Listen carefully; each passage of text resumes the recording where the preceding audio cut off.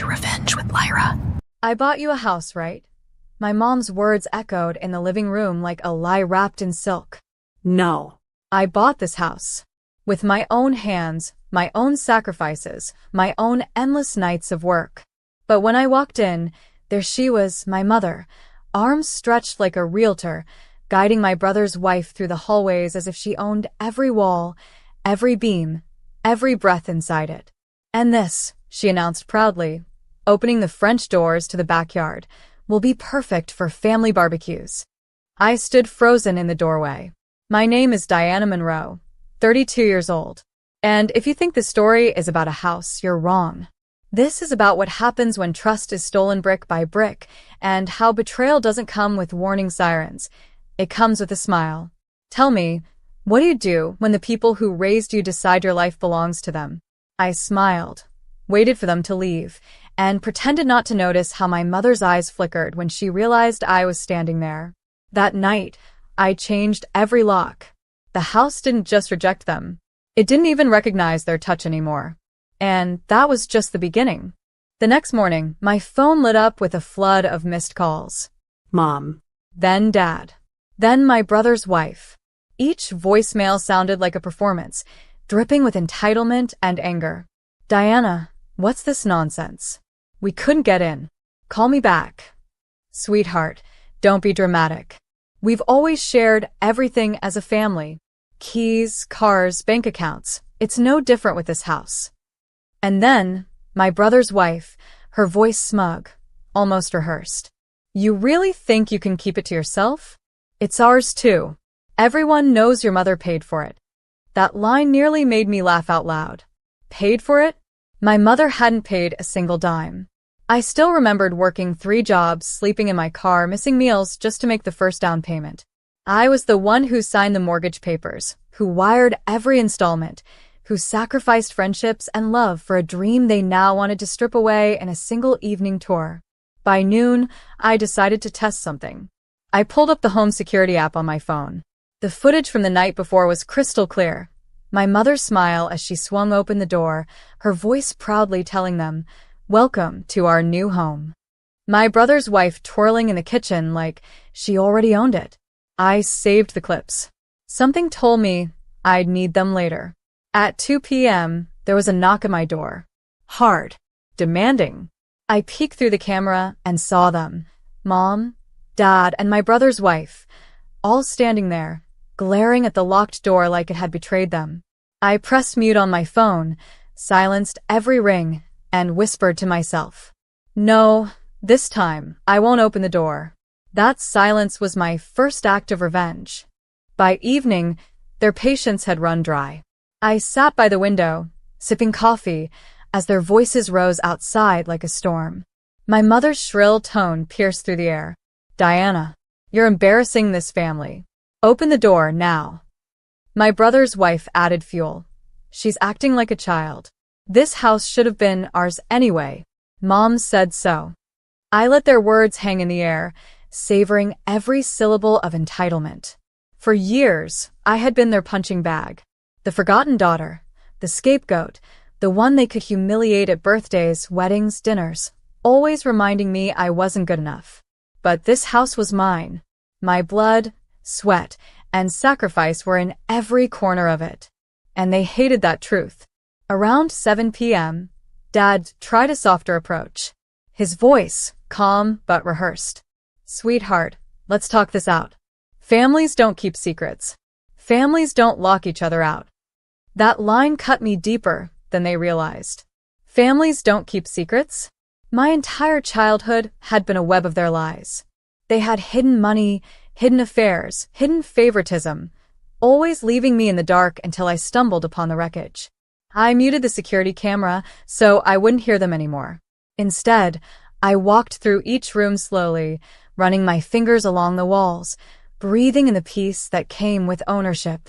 For the first time in my life, I had something they couldn't taint. But the silence didn't last long.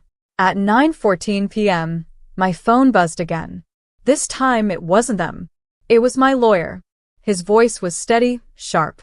"Diana, you were right to save that footage. We may need it. Because your mother just tried to file an ownership claim. I froze. My hands tightened around the phone. The war had officially begun. Sleep never came that night. I sat on the edge of my bed, the glow of my laptop illuminating the lawyer's email.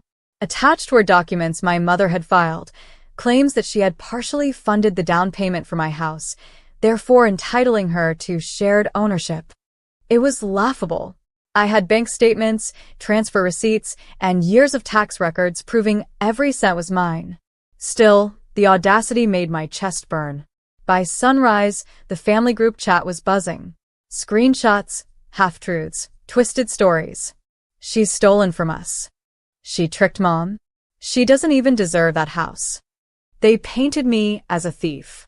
The same daughter they once mocked for being too broke, too stupid, too plain was now, in their eyes, a cunning manipulator who had somehow outsmarted them.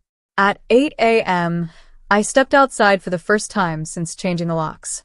My brother was parked across the street, glaring at me like I was a criminal. His wife leaned over the dashboard, snapping photos of my home, like it was evidence. I didn't flinch. I simply waved and walked back inside. By noon, my lawyer called again. Diana, their claim won't stand. But we need to be smart. Keep every text, every voicemail. Don't engage directly. But ignoring them was harder than it sounded. At 3:47 p.m., my phone lit up with a voicemail from my mother. Her voice, brittle yet venomous. You think you've won? You're still nothing without this family. Don't forget where you came from. That house will be ours. I replayed it 3 times. Not because it hurt, but because it reminded me. They had spent years underestimating me. Now they were about to realize just how dangerous silence could be. The next morning, I brewed coffee and opened my curtains wide, letting the sunlight flood every corner of my living room. My house. My walls. My sanctuary. Across the street, my brother's car was gone, but the feeling of being watched lingered like smoke. I checked my security cameras, tiny red dots blinking from every angle. I had installed them quietly months before, not out of paranoia, but out of instinct. Now they felt prophetic. By noon, the footage delivered its first gift. My mother and brother had been on my porch the night before, whispering as they tried to pry open the lock with some sort of tool. Their silhouettes were clear, their muttered curses sharper than glass. I forwarded the clip to my lawyer without hesitation. He called almost instantly, his voice a mixture of outrage and admiration. Diana, this isn't just harassment anymore. It's attempted breaking and entering. If you want, we can press charges. I hesitated, fingers tapping the kitchen counter. Pressing charges would ignite a war. But then again, hadn't they already started one? By evening, the whispers spread wider. My aunt called, pretending to check in. Within 2 minutes she was asking, "Sweetheart, maybe you should just let them use the house for a little while. You don't want to tear the family apart, do you?" I laughed so hard I startled her. Tear the family apart? They had ripped me from it years ago. All I had done was finally lock the door they'd always walked through. As the sun set, I walked through each room of my house, touching the walls, the windows, the door frames. I wasn't just protecting 4 walls. I was protecting the only thing I had built without their claws in it. And this time I swore they wouldn't take it back. 2 days later, the confrontation I knew was coming finally arrived. I was pruning the roses by my front steps when their car screeched into the driveway. My mother got out first, dressed like she was headed to brunch, not battle. My brother's wife followed, her designer bag slung over her arm like she owned the place. And then my brother, jaw clenched, eyes locked on me with a mixture of rage and entitlement. "Open the door, Diana," Mom ordered, her tone sharp as glass. "This is a family home, and you're being selfish." I calmly clipped a dead rose stem and dropped it into the basket at my feet. "This is my home, bought with my money. If you wanted a family home, you should have bought one yourselves." His wife scoffed, rolling her eyes. "You don't even need this place. You're just being spiteful." Spiteful. The word rang in my ears like a church bell. Spiteful was watching them laugh at me when I couldn't pay my tuition. Spiteful was Mom telling relatives I'd never amount to anything. Spiteful was pretending I didn't exist until suddenly I owned something they wanted. My brother stepped forward, his voice low and threatening. If you don't give us a key, we'll make sure everyone knows what kind of person you really are. I tilted my head, a slow smile spreading. Funny. I was about to say the same thing. I pulled my phone from my pocket and held up the video, clear footage of them attempting to break into my house. The blood drained from their faces in unison.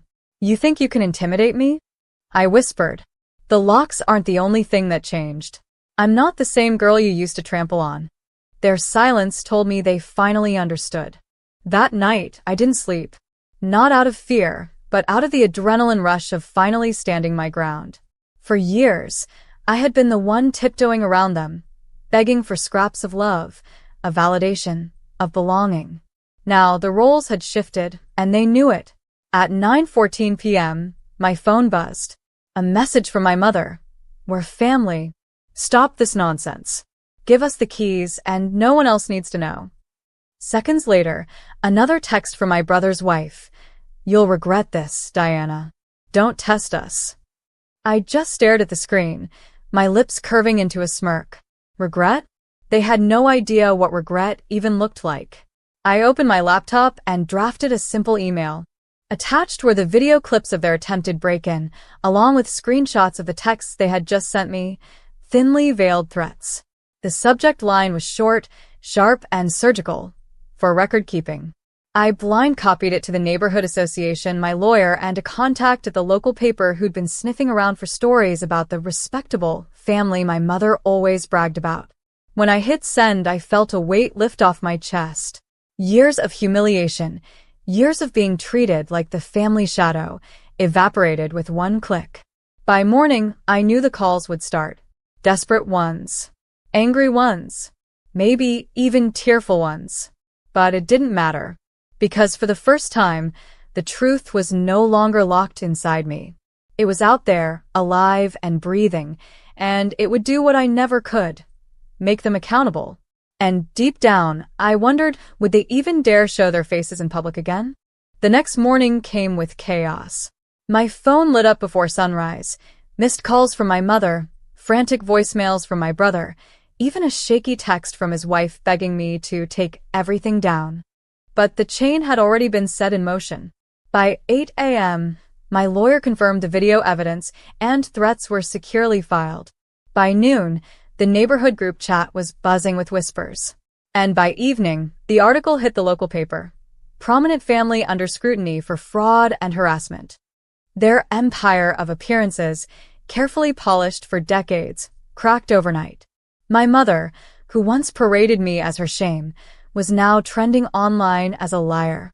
My brother's wife, who had sneered at me from my own porch, was suddenly the face of entitlement in the community. And me? I didn't even have to lift another finger. That evening, as the sun dipped into the horizon, I sat on my porch with a cup of coffee. I watched their car pull up, saw them hesitate at the locked gate. They didn't dare step out this time. My mother's eyes found mine, pleading, but I felt nothing. No rage, no hurt, no longing. Just clarity. I stood, walked to the gate, and said calmly, "You erased me for years. Now the world sees who you really are. This house, this peace, it's mine. And you'll never control it again." Their faces broke, but I didn't stay to watch. I turned, closed the door behind me, and let silence answer them. For the first time in my life, I wasn't the forgotten child.